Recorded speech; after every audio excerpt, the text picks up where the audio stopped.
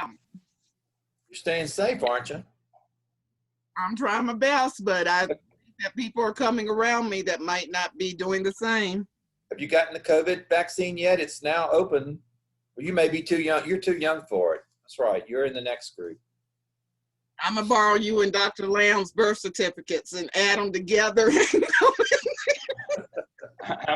You'd have to. I'm just a little short as well.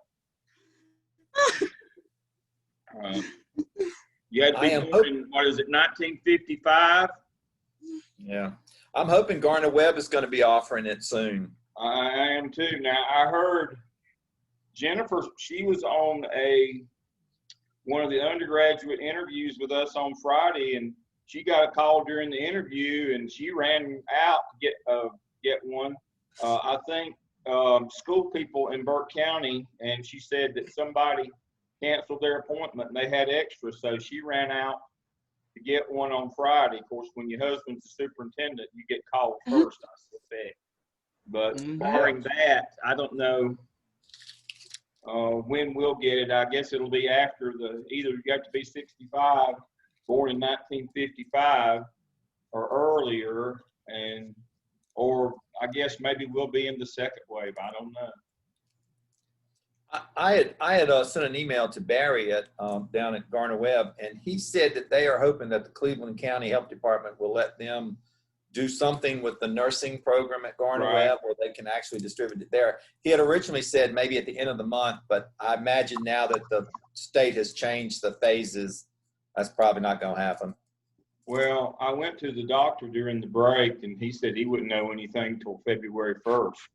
I went to him just for that reason. Because they're with Atrium, and he said Atrium wasn't going to post because of all the changes. So I don't know. This is a time when we wish we were a year or two older, I guess. All we can do now. It's Wishing our life away. First time in our lives we ever wished we were a year or two older. To be in the 65 group. I'm the 55 group.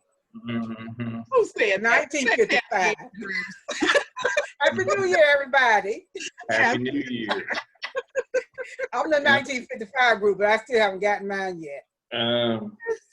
Dr. Stone and I missed it by a year or so, I guess, and so we don't get to get ours yet. But if I was in the 55 group, I'd be there. I'd be first in line. Well, I'm waiting for my doctors in Chapel Hill to ask me to take them. Yeah. Because there's a lot of folks getting it around us, and a lot of folks we work with, and the students are back now, and they won't, they come upstairs and wander around. And I was in the building on last week, and they were they're not staying downstairs. Already did. Classes are. Good, you doing good? It's better than I was. Yeah, much better. Thank you. Right.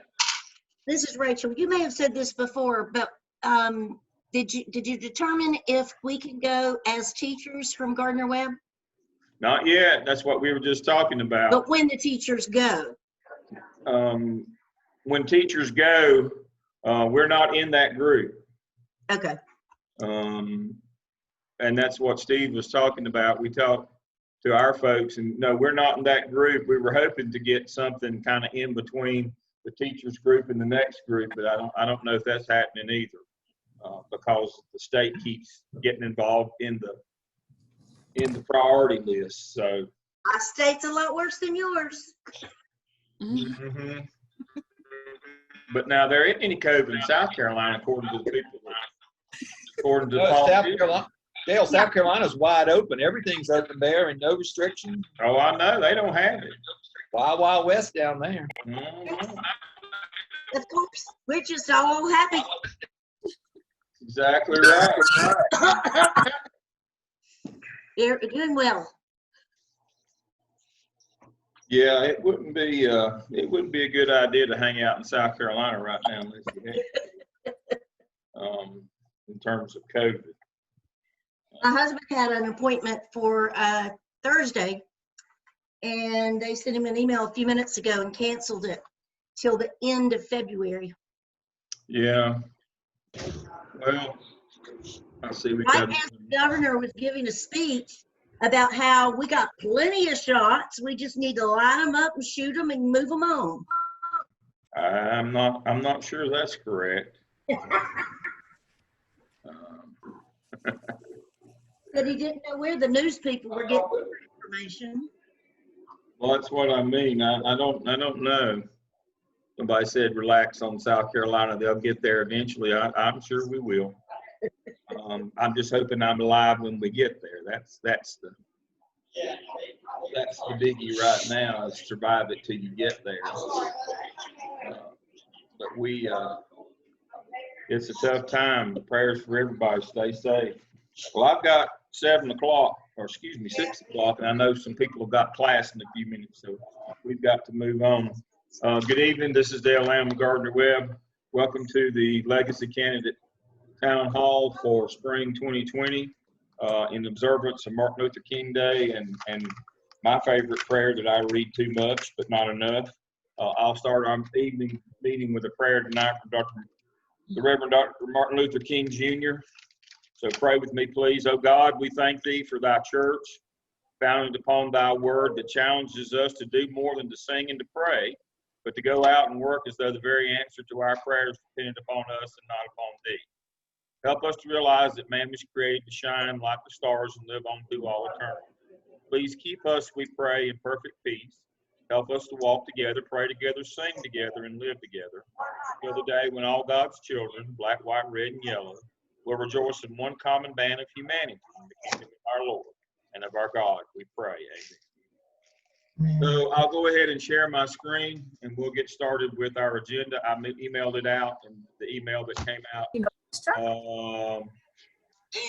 looked at you and laughed. I didn't even see you. Dr. Lamb, will you please mute everyone? That's what I'm moving to that right now. I've got that done, so I've muted everybody. So I'll share my screen.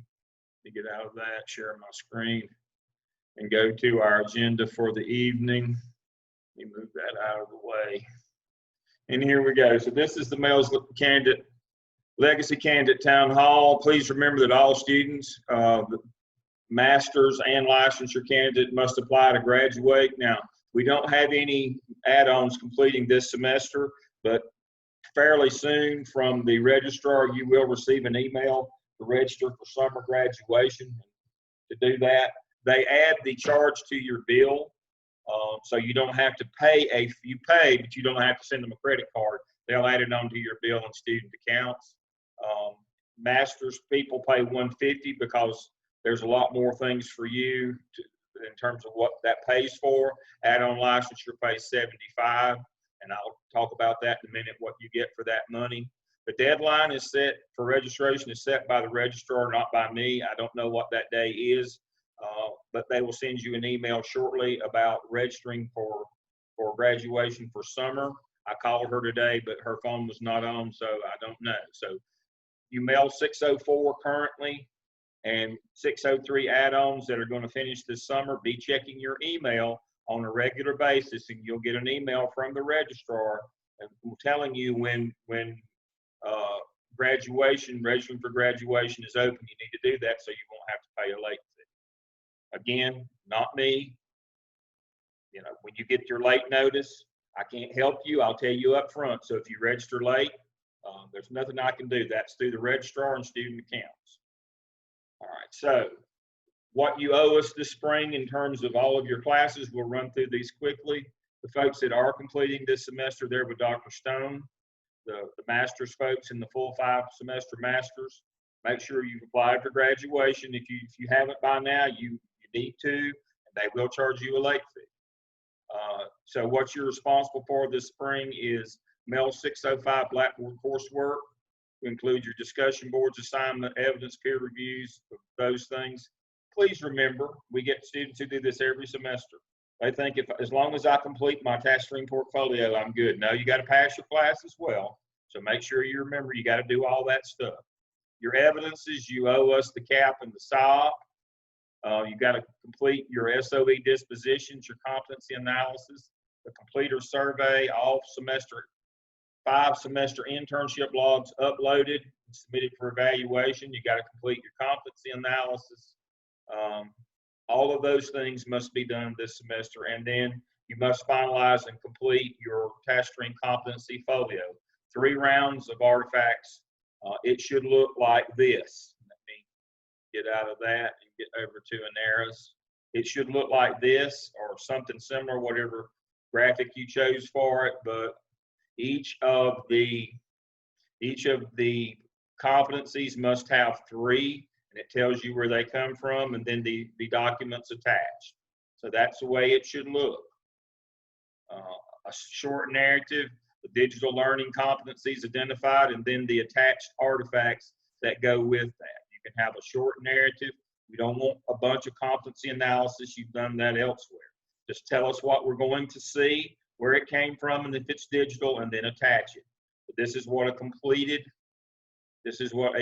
competency folio looks like, and we're gonna look at that in just 1 second. So let me get back to our agenda.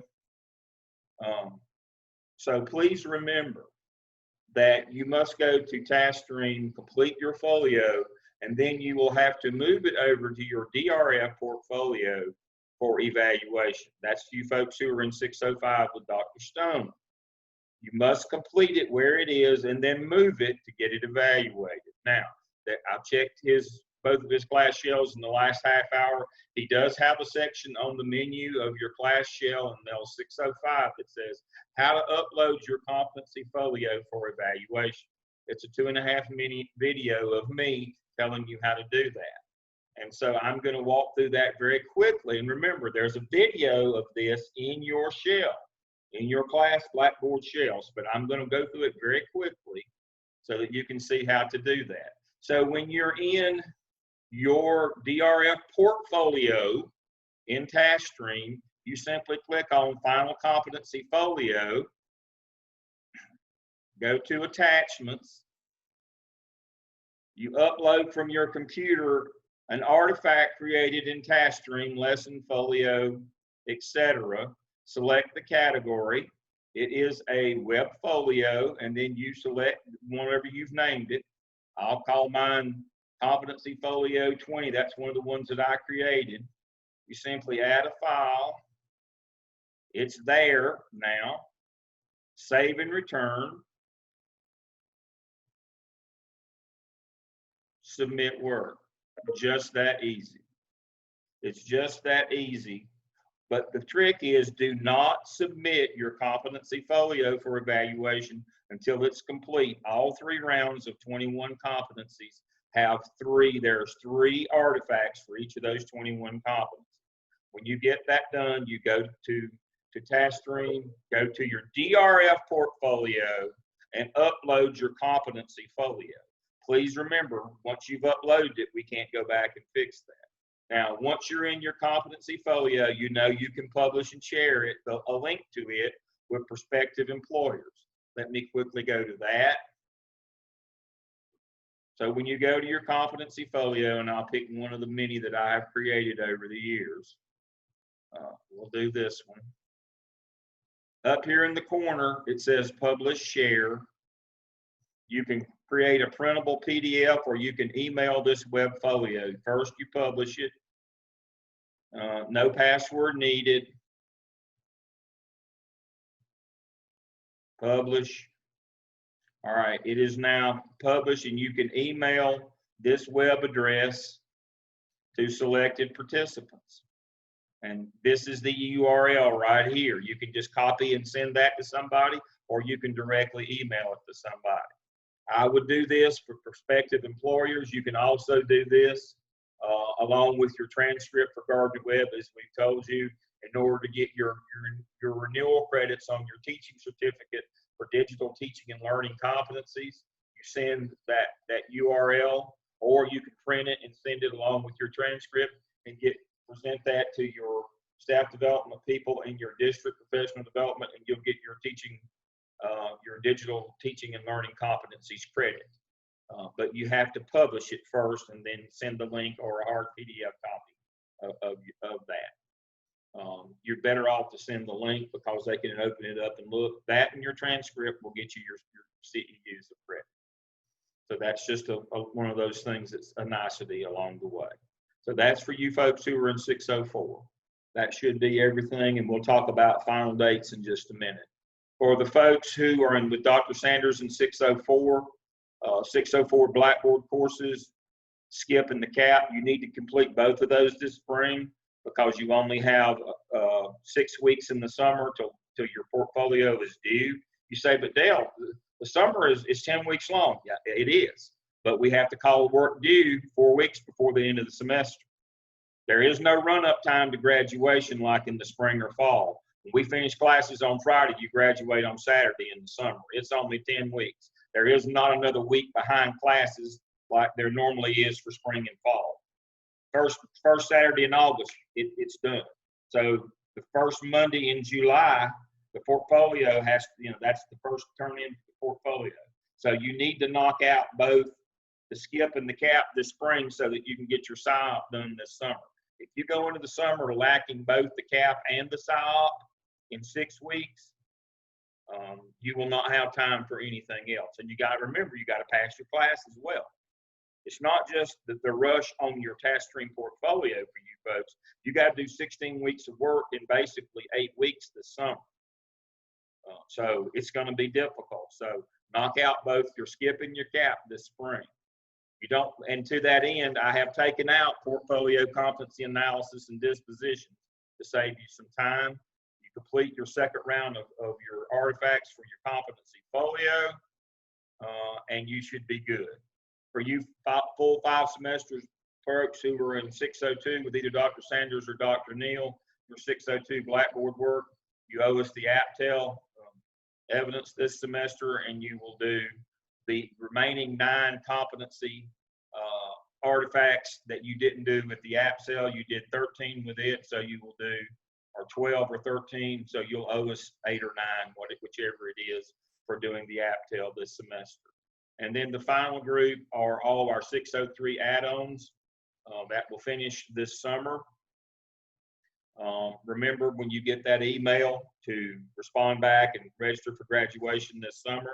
So if you're with me, Dr. Tobias, Dr. Sumner, Dr. Zients, or Dr. Whitaker, all of your coursework include your discussion board, case studies, assignments, peer reviews, evidence tasks. You owe us the OMA and the skip.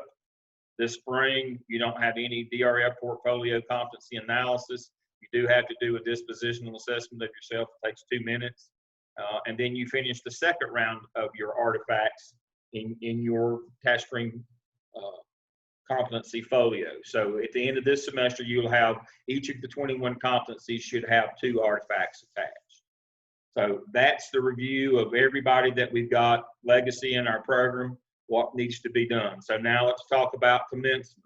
As of right now, again, I put a call in today, so I didn't get an answer. So I'm going with the information I got last week, which is commencement is Saturday, May the 8th, and it will continue to be virtual. They do a pre-recorded ceremony. If something breaks between now and then, we'll certainly let you know. It's available on the Gardner Webb website, Facebook, or YouTube. In addition, Dr. Stone will, the last night of class, do a little virtual reception for all of our graduating students, where you'll be able to submit pictures and other memorabilia, and he does a beautiful slideshow. I will be there. It is wonderful. We'll invite some other people. So we'll do that as well, because the graduation is just virtual and pre-recorded. All right. The $150 graduation fee that you folks pay covers the cost of your transcript preparation, portfolio completion and transfer, licensure paperwork, your regalia, and the master's diploma for Johnston's. Please remember, as with most companies in the COVID era, they are always experiencing backlogs, and you may not get your diploma. They'll mail it to you. They'll drop ship it to your home address, and you may not get it until late May or early June. Now, you folks who are finishing this summer, the add-on licensure people, you pay $75. You don't get regalia, but you get everything else. And in lieu of a diploma, you get a certificate from Johnston's that looks like a diploma. So that's why you pay $75. I always get a question is, why do we have to pay $75 if we don't get to participate in graduation? We'll have a reception for you, but you have to pay all the other things as well. You still get a certificate. We still do all your paperwork, your transcript work, your license, your portfolio, all that stuff, and we have to pay to get that done. So please remember that that fee is due, and it will go on your university bill. All right, our important dates, as I said earlier, this is for Dr. Stone's class. The 6 evidences are due in task stream by 9 a.m. Monday, April 19th. That's APSEL, APTEL, OMA, Skip, CAP, SIOP. Those 6 are due. That gives us time to make any revisions that need to be done and get those evaluated. And then the entire portfolio, including the competency folio, is due 2 weeks later.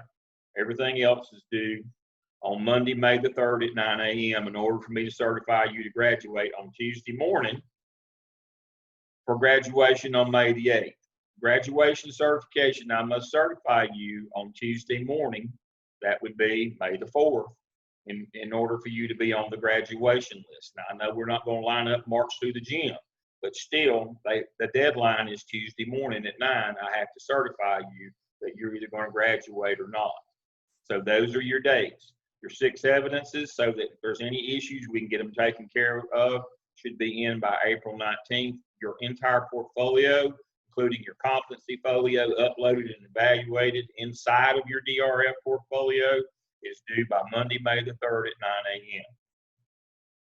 Please remember on your internship logs, for you folks who are finishing this spring, you have 5 semester logs. All 5 of them have to be uploaded in your DRF portfolio and submitted for evaluation. We have to look and certify that you've got 400 hours on those logs. That's a state requirement. That's not a Dale or Gardner-Webb requirement. For the rest of you, as always, if you're not graduating or completing this semester, you upload your semester log in your competency folio and request comment. Now, which brings me to my final point.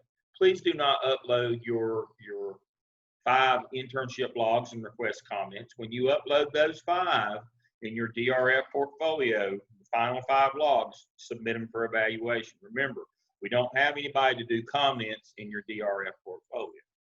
That's only for evaluation. So only the 605 people will submit for evaluation their internship log this semester. The rest of you will put them in your competency folio and request comments. We have a lot of problems with that. So make sure that you understand only 605 submits for evaluation this semester, their internship logs.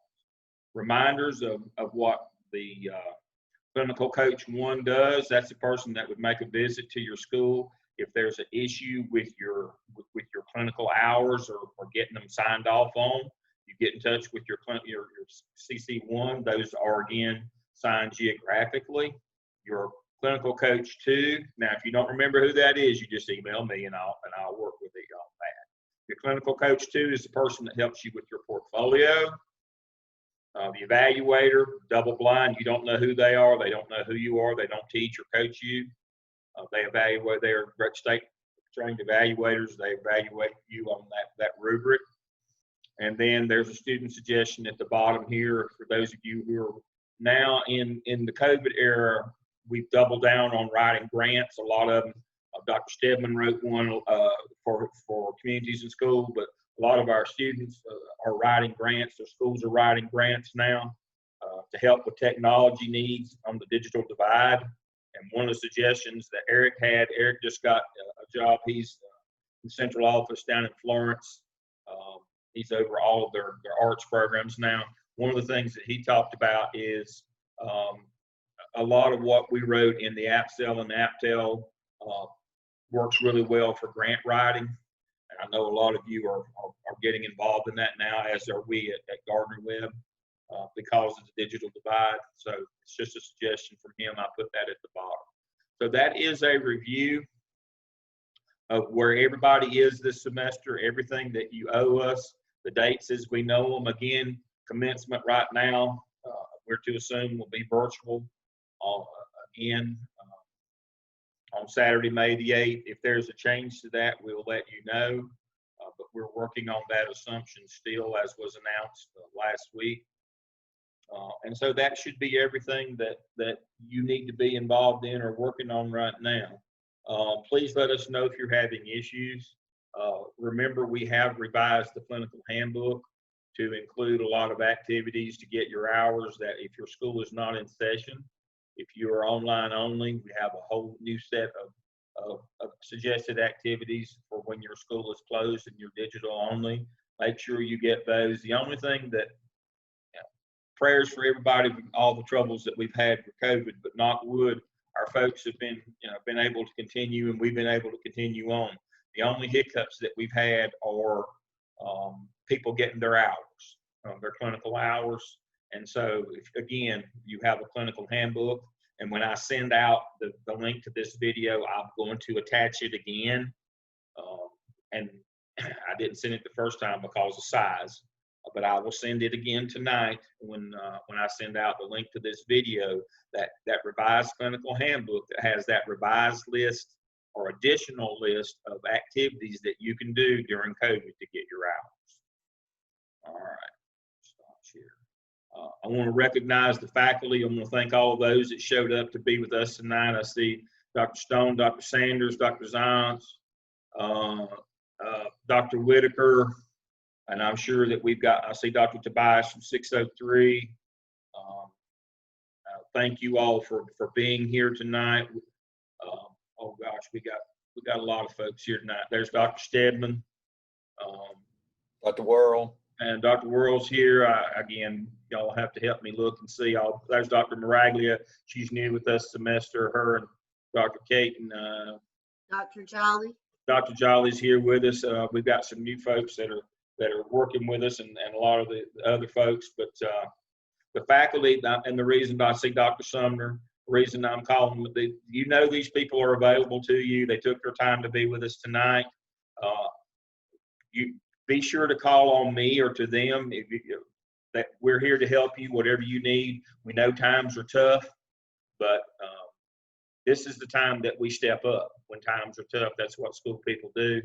We were talking before about vaccinations and those things, and not to throw dirt on South Carolina, but some places are more open than others right now. And wherever you are and whatever your circumstance, we're here to support you. If you're back in school fully and going, good for you. And if you're not, we'll help you. We'll help figure out a way to get the hours that you need to get you through this program. As long as you're participating, I encourage you to attend your classes regularly. Keep up with your work. Don't get behind. Don't get behind on peer reviewing. It's so easy now to get behind. Part of the reason I would want to work ahead is the potentiality of sickness. You never know when something's going to strike your family. In closing, prayers for you and for those of you who have experienced sickness or loss of family members, friends. We've lost a lot of folks attached to the MELS program. Our faculty at Gardner Webb, a couple of us have lost our mothers. Dr. Sanders and I have lost our mother during this to COVID. Dr. Hamilton lost his brother to COVID. Number of our students, one of my students last semester, she lost her husband. He actually, while we were in class, he took ill during class. She lost her husband. We've had a lot of folks sick. We've had a lot of loss. Prayers for that, but we have to continue on, and that's what we're going to do. So that's enough of that.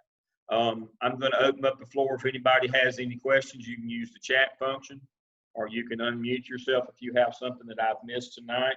I see that we have 7 minutes on my allotted time because I know we've got folks who have class a little bit later tonight. I don't want to cut into their class time. So if you've got anything that you need to ask me, now would be the time. What are the dates for the summer semester? That's great. That's a great one. Let me share my screen, and I'm gonna teach you to fish here. And so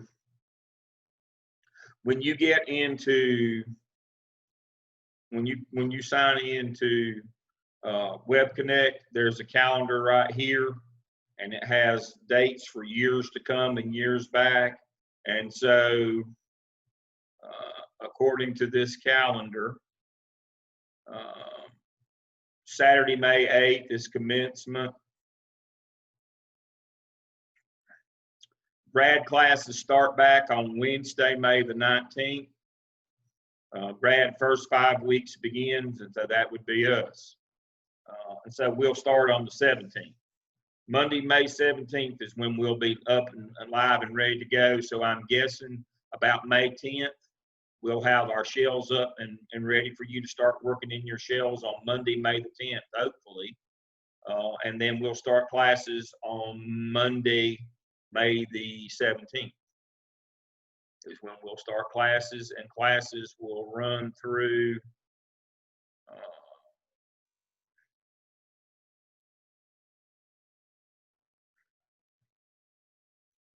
last day of classes is July 27th.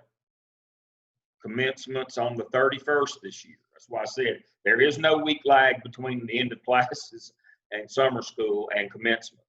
Last day of classes 2 days later is commencement. It ends on Thursday. Commencement's on, 1 day later is on Saturday. So that's why I said we have to call everything in about the first Monday in July. Those of you who are completing this summer, your evidences have to be done by the first Monday in July. So you have hardly any time to work this summer. So now's the time. So here's the calendar. When they make changes, they normally send out an email to notify you there's been a change in this calendar. But this is where the calendar is that answers most of your questions. Okay. Do we still need 80 hours for 605? Yes. You need 80 hours every semester. When should you schedule the practice? South Carolina, as soon as possible. You'll breeze through it. That's a great question. You are ready. As soon as you have completed 603 or 604, according to which program you're in, as soon as you folks in the add-on licensure complete your 603 class, you are ready to take the praxis. As soon as you folks in the master's program complete 604, you are ready to take the praxis. I'm not throwing dirt on Dr. Stone in 605, but 605 is not, there's not a lot of praxis content in 605. It's up through 604. Dr. Stone does some really wonderful leadership things. And has a lot of content, but the praxis is more question and answer kind of things from the first four classes. So if you're in 605, you need to go ahead and schedule it now. And for those of you in 603 and 604, as soon as we complete those this spring, you need to go ahead and take those as well. You can take them kind of late spring, so that you'll have your score reported back and be ready to get your licensure quickly in August. All right. Other questions that you have for me? Hey, Dr. Lamb, I have a question. It's Hey. Rose. Hey, my question is, if you apply for graduation and they said, and you still pay for it, but it says that you still have to complete the semester, does it still count if you pay? Yes. Okay. Yeah. You apply so that they can get it on your account, so there won't be a hold on your transcript at the end. But Rhoda is right. What they'll do is you'll get a notice back that you're not ready yet. But we know that until you actually finish everything. That's just a trunk story email that says, yes. We have a lot of people who actually complete and then wait later to apply. Thank you. So great. Thank you. Angela, it's 5412. 5412 praxis. 5412 is the praxis that you take. 5411 is the old one. Take 5412. And for those of you who are interested in curriculum instruction, you can also get your CNI license if you take 5412. That's the beauty of taking that one as well. 5412 is the praxis you need to take. Okay. Dr. Lamb. Yes. So I have a question. I started the add-on licensure program in fall of 2019. I didn't take classes in spring or summer 2020, and I took classes in fall of 2020. So I'm a little off. Don't really have a cohort at this point.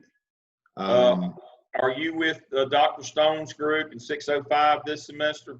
Yes, that would I be am. your cohort. Okay. They're doing the same 2 evidences that you are. Everything's the same. Okay. And so, yeah, we have some folks that are off cycle, just like Edie is off cycle. Now he'll do the same things that everybody else does. He'll apply for graduation. They'll send him his. Only thing different is you won't get any regalia, so they'll charge you $75 less, but you'll get your certificate just like when everybody else gets their diploma. Come from And that'll Johnson. be in the spring? Yeah, it'll be late May, early June. They used to get them out in 2 weeks. They're running about 4 weeks now, 4 to 5 weeks because of COVID. You'll get that. But the group that you're with, they do exactly the same things that you do. When the add-on licensure people get to 605, they're due 2 evidences, and it's the same for the master's folks. They do 1 evidence every semester until their last, and they do 2. That's why I'm encouraging, and so they don't have to kind of work ahead when they're finishing in the spring. That's why I said the folks that are in 604 now, you need to knock out 2 this semester, so you only have 1 because you got short session coming up. So the folks in 605 this semester would have exactly the same course, whether they're add-on or masters. So this is your group. You just integrate with them, and I'm sure Dr. Stone can do that for you or with you. So that's great. All right, other questions that we have? Let's see, I have one pop up on the chat. For 605 students, you take the praxis as well. You only take the praxis if you're in South Carolina. If you're in North Carolina, you don't have to take the praxis in order to get your administrative license. They waive that for you. We just have to submit your portfolio. South Carolina, you do have to take the 5412. Now, in North Carolina, if you want to get a CNI license later on, you'll have to take it. But administrators only don't have to take it in North Carolina, just South Carolina. Good questions. Good questions. One more question, Dr. Lamb. Okay. If you get your licensure in North Carolina, does it transfer over to South Carolina? Yes. If you work in South Carolina, when you get your North Carolina, you just apply for reciprocal and get it in South Carolina. And if you're in North Carolina and you want to get a South Carolina license, you can apply in South Carolina. Now, that's a good question. Thanks for asking that. If you work in North Carolina and you get your North Carolina license and then you want to apply for a South Carolina thinking I might want to work down there or I might want to retire down there at some point, if you do that, then you're going to need to take the 5412 praxis for South Carolina, even though you might be working in North Carolina. If you want to get licensed in South Carolina, you've got to take 5412, whether you work there or you work in North Carolina and want to go. The reciprocal license does work, but you got to take the praxis anyway. So if you're in Charlotte and you're thinking I might want to go down to Rock Hill to work when I retire, or they're paying $12,000 more down there, get your North Carolina license, apply in South Carolina for a reciprocal license, take the praxis, and you can get licensed down there as well. Yes. Dr. Lamb, Yes.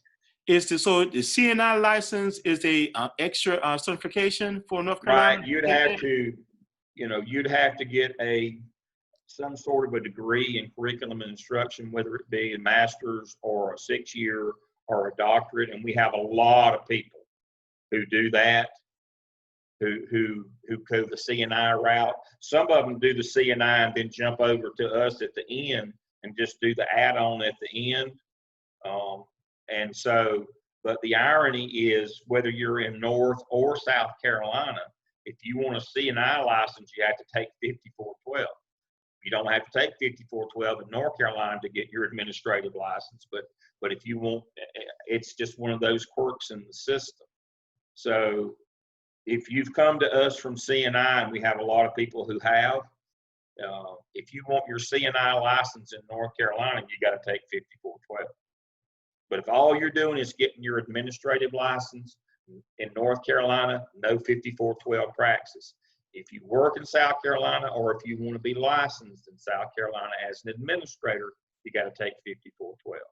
It's just one of those anomaly kind of things.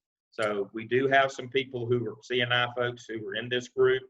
Know that at the end, you won't have to take 5412 in North Carolina for your administrative license, but you will have to take it for your CNI license.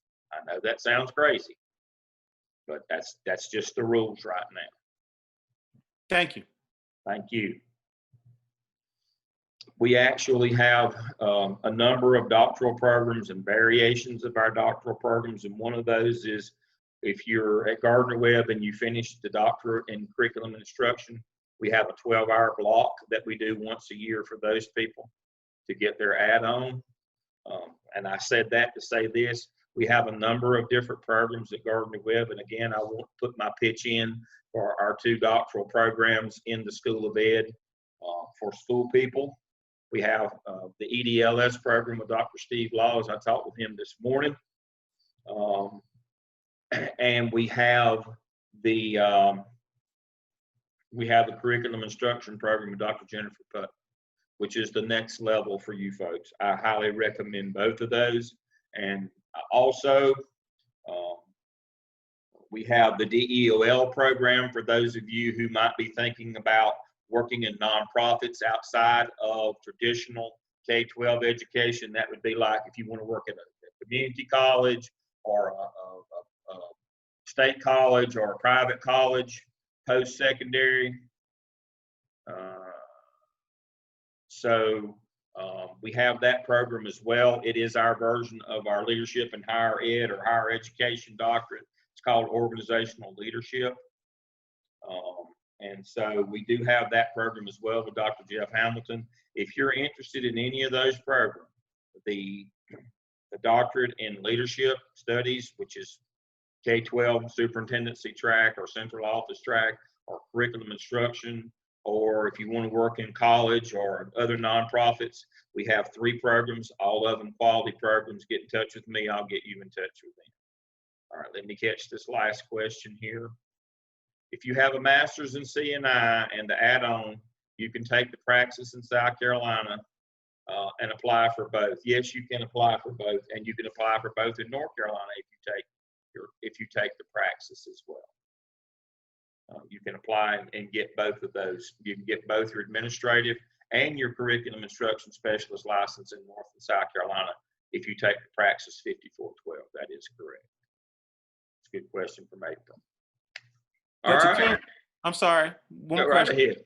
But to clarify, you have to take curriculum and instruction. You would have to have either a master's or a doctorate in curriculum and instruction.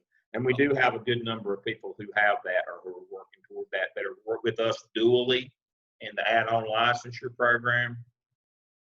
We do have a good many of those folks. You can't just take the exam and get licensed. You have to have a degree either at the master's level or at the doctoral.